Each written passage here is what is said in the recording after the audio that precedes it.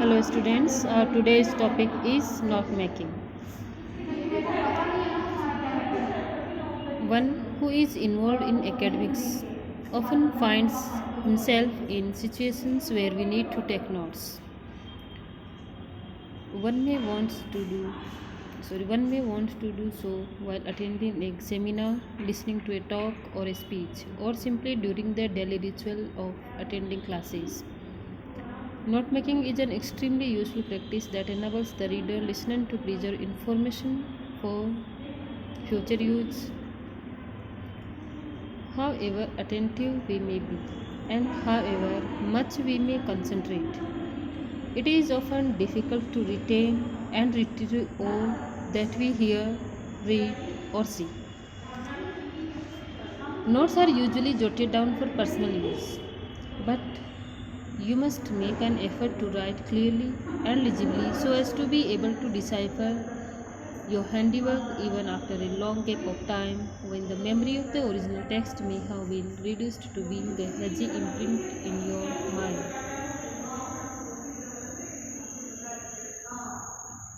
We need note making, and there could be several reasons for taking down notes. First, to maintain a record of the speaker's or writer's ideas, and second reason to assist one's memory while revising the same at a later date, and third for better absorption of the said ideas by putting them in black and white. So there are many reasons for taking notes.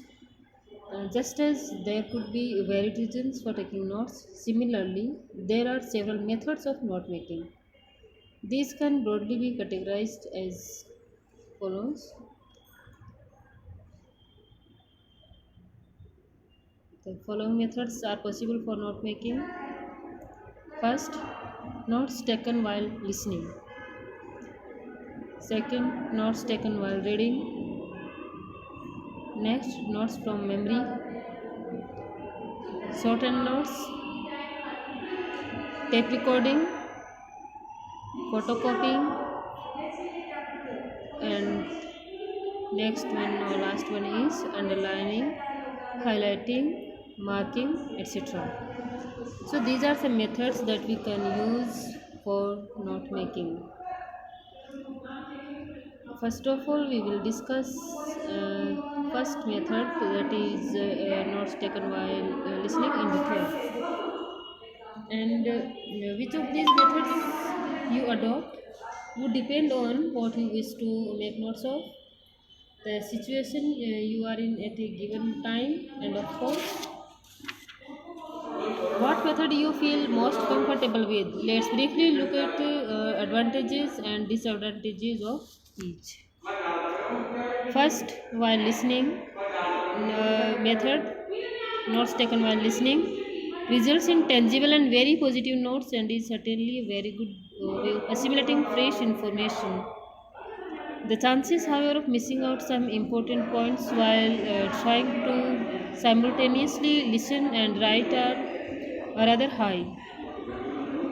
Advantages and disadvantages of second method, notes taken while reading. This can help increase concentration and contribute towards a better analysis.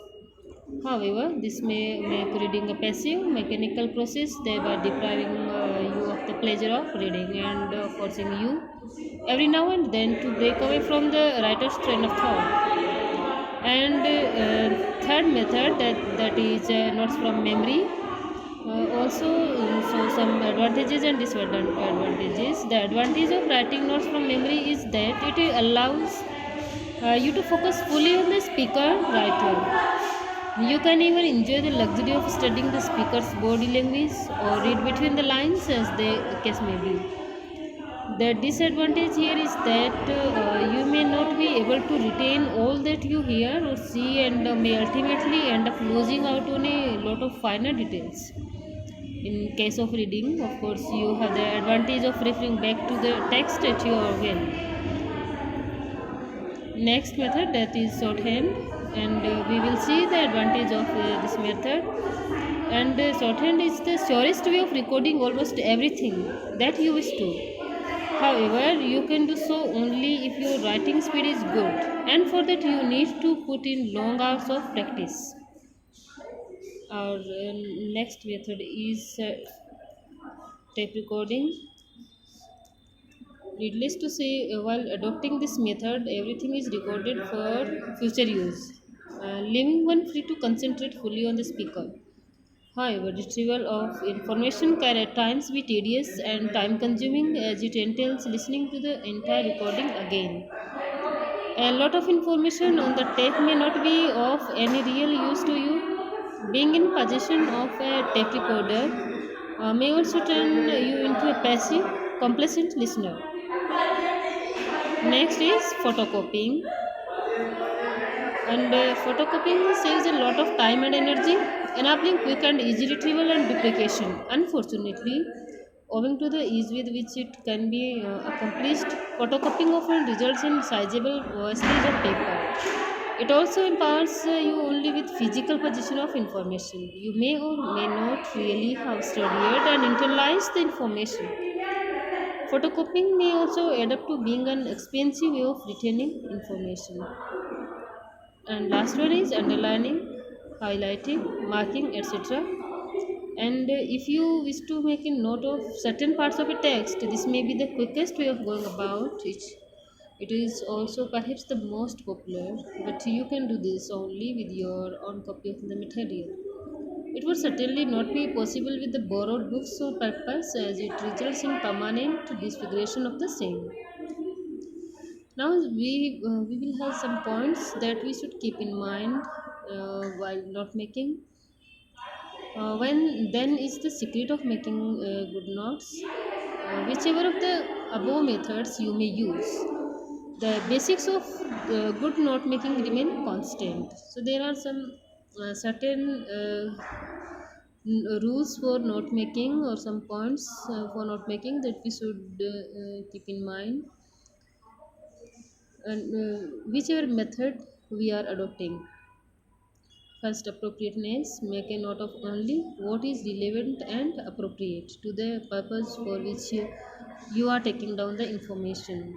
So, first thing that we should keep in mind is appropriateness of whatever we are writing down. So, only relevant and appropriate matter we should include in our notes. Second thing is brevity. If we are aware of appropriateness, then we also can adopt brevity in our notes. That is, we should include only extremely important matter in our notes. It is of extreme importance that you be brief while making notes. Excessive elaboration on a few points would inevitably result in your missing out completely on some others. So we should avoid excessive elaboration or explanation of something in our notes. Next thing is clarity. So even though you may be making notes for your own use, it is useful to avoid ambiguity. So in order to avoid ambiguity, we should be clear. Vague or illegible writing may later result in poor recall, or worse still, a misinterpretation of facts and figures. So there are 3 points that we should keep in our notice when we are making notes, that are appropriateness, brevity, clarity. Next thing that we can note here is that we can divide our notes into subdivisions. So there are several ways of listing and numbering our work. So in order to subdivide our notes, we can take help of listing and numbering. No rigid rules as to show how you should divide and subdivide your notes are to be followed here. So there are some most commonly used abbreviations for numbering and listing.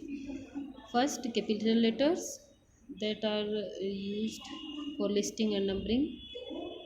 A, B, C, D, E, etc. And small letters are also useful for listing and numbering, and Arabic numerals, a decimal system, large Roman numerals, small Roman numerals. So these are some points that are most commonly used for listing and numbering in notes.